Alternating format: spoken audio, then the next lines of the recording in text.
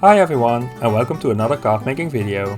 For this card I tried something different, and that's using watercolors to color my images instead of Copics. I recently bought VersaFine ink so I could stamp text on distress oxide backgrounds better, but it also is great for watercoloring.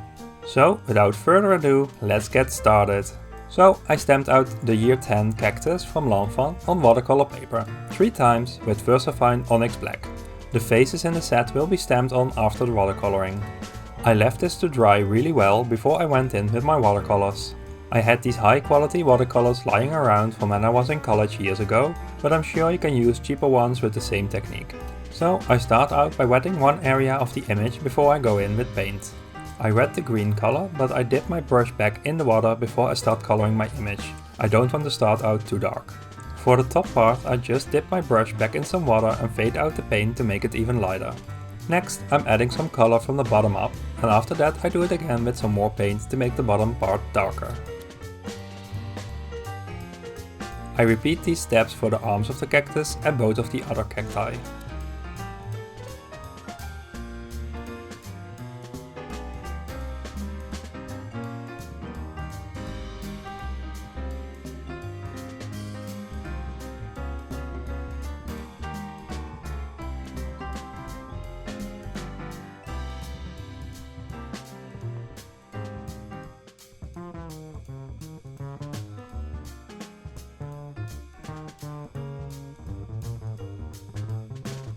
For the pots I'm using the same technique, so I'm wetting one part first before I go in with some paint.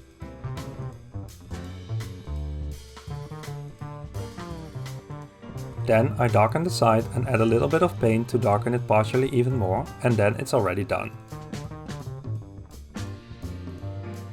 I repeat these steps for the other pots with different colors. I let them air dry for a bit, and to make sure that they are completely dry before I continue, I use my heat gun.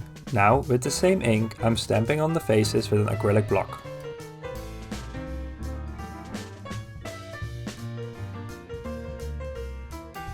To finish the images off, I'm adding some highlights with my white Uniball Signo pen.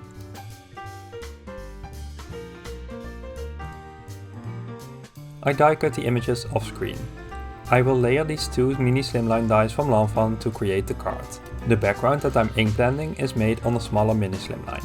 I use a blending brush with Distress Oxide Mustard Seed to blend a fading oval in the middle. I just take a little ink and blend that all the way out so it has a nice fading effect. I use my Distress Sprayer to spray some water that sits for a moment before I dab the excess off. Once that's dry, it's time for the sentiment. The Let's Stick Together stamp set from My Favorite Things provides a lot of fun sentiments that look nice on a mini slimline, so I use one of those. I place everything into my MISTI and I measure out if the sentiment is in the middle.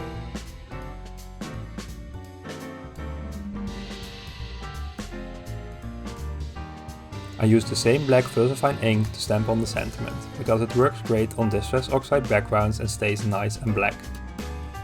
I already made a mini slimline card base out of craft paper, and I adhered a pattern paper to it that I cut with the largest mini slimline die. I used tin foam tape to adhere my ink blended background to the card, and all the cacti I'm adding with tin foam tape as well. I lay them all down where I want them so I can adhere them evenly spaced apart.